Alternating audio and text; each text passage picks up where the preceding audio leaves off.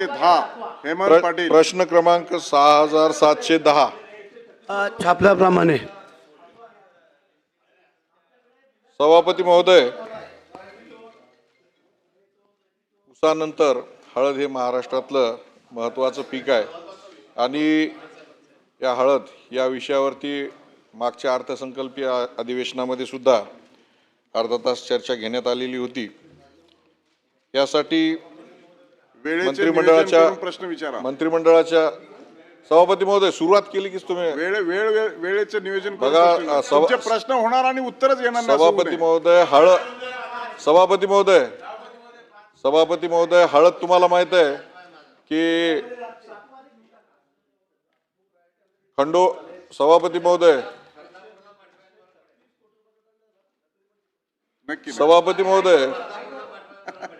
सभापती महोदय आपल्याला माहित आहे की हळद हे खंडोबाच्या बेल भंडारासाठी सुद्धा वापरले जाते। नाही, अनेक ठिकाणी वापरल्या जाते, पण खंडोबाच्या जेजुरीच्या बेल भंडारासाठी वापरल्या जाते आणि खंडोबाला प्रिय असलेली हळद। आणि याला जर सुरुवातीपासूनच तुम्ही थांबा म्हणायला लागले तर मग खंडोबा रागवला तर खेळ खंडोबा झाल्याशिवाय होत नाही, तुम्हाला माहित आहे। म्हणून या प्रश्नावरती तुम्ही आम्हाला जरा वेळ द्या। मंत्रिमंडळाच्या बैठकीमध्ये 800 कोटी रुपये मंजूर करण्यात आले होते। एक वर्षापासून UR नंबर देण्यात आला नव्हता। मी मनापासून मंत्री भरतशेठ गोगावले आणि त्याचबरोबर अर्थमंत्री माननीय आमचे आशिषजी जयस्वाल यांचं आभार मानतो की आता UR नंबर त्याला देण्यात आलेला आहे। परंतु गेल्या 2 वर्षापासून अर्धवट जी कामं पडलेली आहेत ती कामं पूर्ण होण्याच्या दृष्टीने आर्थिक तरतूद होणं अतिशय आवश्यक आहे। पुरवणी यादीमध्ये या संदर्भामध्ये कुठल्याही प्रकारची आर्थिक तरतूद करण्यात आलेली नाही। तर पुरवणी यादी तर इथं आपण मांडलेली आहे, परंतु त्याच्यात तरतूद करण्यात आलेली नाही। आगामी अर्थसंकल्पामध्ये आपण यासाठी आर्थिक तरतूद करणार आहात का? त्याचबरोबर मंत्रिमंडळाच्या बैठकीमध्ये 75 पदं ही मंजूर करण्यात आली होती। आतापर्यंत हाय पॉवर कमिटीने उच्चाधिकार समितीने त्याला मंजुरी दिलेली नाही। तर या उच्चाधिकार समितीने तातडीने ही 75 पदे मंजूर करावीत अशी वारंवार मागणी करून अजूनपर्यंत मंजूर झालेली नाही। तर किती काळामध्ये ही आपण 75 पदे हाय पॉवर कमिटीची मान्यता घेऊन ही भरणार आहात? त्याचबरोबर हा जो प्रकल्प आहे राज्याचा फ्लॅगशिप प्रोग्राम म्हणून हा घेण्यात आलेला होता। मुख्यमंत्री वॉर रूममध्ये हा प्रोग्राम घेण्यात आला होता। त्यासाठी कालबद्ध कार्यक्रम ठरवला होता। 2 वर्षाच्या आत हा प्रकल्प पूर्ण व्हावा असे त्यावेळेस निर्देश देण्यात आले होते। 4 वर्ष झाले, अजून हा प्रकल्प पूर्ण झालेला नाही। आणि त्याचबरोबर या प्रकल्पाचा अध्यक्ष या नात्याने मंत्रिपदाचा दर्जा आम्हाला देण्यात आलेला आहे। राज्यामध्ये अनेक लोकांना मंत्रिपदाचा दर्जा देण्यात आलेला आहे। काही लोकांना त्यासाठीच्या सुविधा देण्यात आलेल्या आहेत आणि काही लोकांना कुठल्याही प्रकारच्या सुविधा देण्यात आलेल्या नाही। तर सर्वांना या मंत्रिपदाच्या ज्या सुविधा आहेत सर्वांना लागू करणार का, हा माझा प्रश्न। मंत्री महोदय। सभापती महोदय, ज्या हेमंत पाटलांचा अत्यंत निकटीचा प्रश्न गेल्या अनेक महिन्यापासून वर्षापासून त्यांचा होता, तो आता मार्गी लागलेला आहे। त्यांनाही कल्पना आहे आणि या अर्थसंकल्पामध्ये त्याची तरतूद करण्यात ठरलेलं आहे।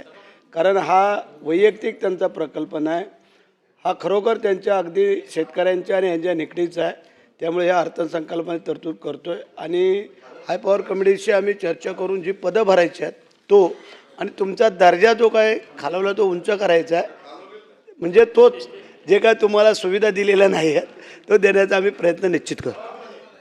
प्रवीण दरेकर। सन्माननीय हेमंत पाटील, सभापती महोदय, बाळासाहेब ठाकरे हळद संशोधन प्रशिक्षण केंद्राचे अध्यक्ष आहेत आणि त्यांची हिंगोलीला तर मोठ्या प्रमाणावर हळदीचं उत्पादन होतं आणि त्यांची तळमळ मी जवळून या ठिकाणी या विषयात पाहिलेली आहे। आता तो विषय मार्गी लागताना दिसतोय। सभापती महोदय, अनिलजी माझा प्रश्नोत्तराचा तास या प्रश्नाचं उत्तर संपेपर्यंत वाढवले। सभापती महोदय, माझी मागणी आहे की हे हळद संशोधन केंद्र मजबूत झालं पाहिजे, हळदीचं उत्पादन त्या ठिकाणी वाढलं पाहिजे। हे म्हणजे कोकणामध्ये राजापूरची हळद पण फेमस आहे त्याच्यामुळे भरत शेठ आपण फलोत्पादन मंत्री आहात, तर आपण प्रश्न ह्याचं विचारा. उपकेंद्र फक्त प्रश्नच आहे, या हळदी संशोधन केंद्राचं उपकेंद्र या ठिकाणी आपल्या कोकणामध्ये व्हावं. आपण फलोत्पादन मंत्री आहात, तशा प्रकारची आपण घोषणा करावी अशी माझी आपल्याला विनंती आहे. आणि जो मांडलेला मुद्दा आहे अत्यंत योग्य आहे, कारण हिंगोली आणि आमचा हा जो काय अंतर आहे फार दूरचा आहे, मोठा आहे. त्यामुळे ह्याचा निश्चित विचार करून आम्ही तो निश्चित प्रयत्न करून आम्ही त्याला ते अनिल परब. हा मुद्दा ह्या सभागृहात याच्यापूर्वी देखील आलेला आहे. सभागृहामध्ये मंत्री ज्यावेळेला उत्तर देतात तेव्हा ते शासनाचा प्रतिनिधी म्हणून उत्तर देतात आणि पैशाची नुसती घोषणा करून चालत नाही, त्याची अर्थसंकल्पामध्ये तरतूद करावी लागते. मी मागच्या वेळेला ह्याच प्रश्नावरती हा प्रश्न विचारला होता की मंत्री महोदयांना काय माहिती आहे का, वित्त खात्यामध्ये पिंक बुक असतं, व्हाईट बुक असतं. त्यावेळेला त्यांनी सांगितलं होतं नाही, मी मंत्री म्हणून सांगतोय, मी ह्या वर्षात कुठल्याही परिस्थितीत पैसे देईन. ग्रीन बुक असतं. आता कुठल्या आधारावरती हे मंत्री महोदय सांगतात मी पैसे देणार? खरं म्हणजे हक्कभंग आणला पाहिजे होता त्यांनी. बाळासाहेबांच्या नावाने सुरू केलेला प्रकल्प, बाळासाहेबांच्या नावाने सगळे उदो करून पक्ष फोडला.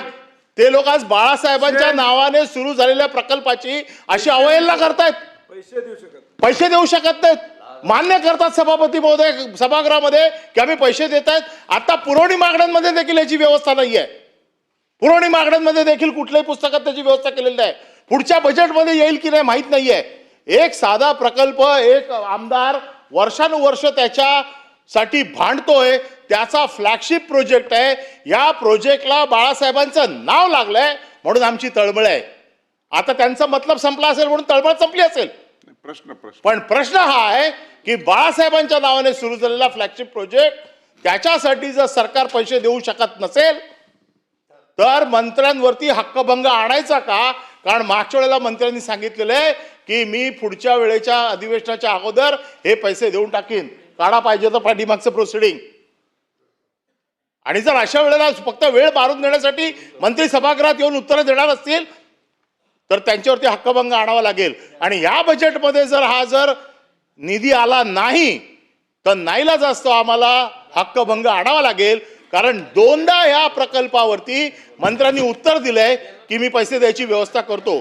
आणि म्हणून माझं स्पेसिफिक प्रश्न असा आहे की येणाऱ्या बजेटमध्ये, आता पुरवणी मागण्या तर संपल्या, पुरवणी मागण्या आल्या, येणाऱ्या बजेटमध्ये या हळद प्रकल्पावरती आपण पैशाची तरतूद केली आहे का? परब साहेब फार तो पोटतिडकीने बोलताय, आम्हाला कल्पना आहे. जेवढा आदर तुम्हाला आहे तेवढा आम्हाला पण आहे.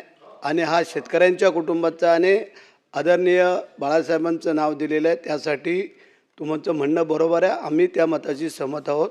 परंतु तुम्हाला सांगू इच्छितो की येणाऱ्या ह्या बजेटमध्ये ही तरतूद केली जाईल. जे मागच्या वेळेला जे काय तांत्रिक बाबीची अडचण होती करतोय झाले. मगाशी चर्चा करून आलो आम्ही मुख्यमंत्र्यांशी. एक मिनिट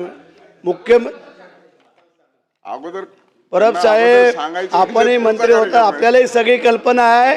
परंतु तुम्हाला सांगू इच्छितो, हा साध्या प्रश्नाचंच उत्तर देतोय, आम्ही फार खोलात नाही जायत.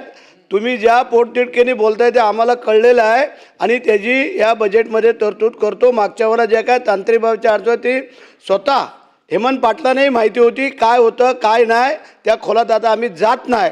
परंतु आदरणीय मुख्यमंत्र्यांच्या माध्यमातून या बजेटमध्ये ते आम्ही आणतोय आणि तुम्ही आज तुम्हाला शब्द देत होते. राठोड. मराठवाड्यामध्ये हळदीचं पीक खूप मोठ्या प्रमाणामध्ये त्या ठिकाणी होतं आणि हे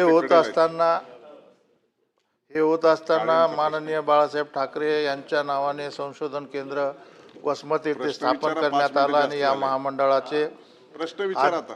हो, तर माझा प्रश्न असा आहे सभापती महोदय की आपण मागच्या वर्षीच मंत्री महोदय पैसे देणार होते, ते पैसे आणि या वर्षाचे पैसे आणि 800 जे मंत्रिमंडळाच्या याच्यात घोषणा झालेली ते 800 असे मिळून एकत्रित पैसे या अधिवेशनाच्या अर्थसंकल्पामध्ये देणार का? दुसरं असं की याच्या माध्यमातून संशोधन वाढलं पाहिजे. जे काय वेगवेगळे आजार त्या हळदीवरती येतात त्या संशोधनासाठी वाढीव निधी जो वेगवान पद्धतीने सरकार देणार का? थोडक्यात म्हणजे एकूण बेरीज करून 1000 कोटी रुपये देणार का? अध्यक्ष महोदय, आपण सांगितलं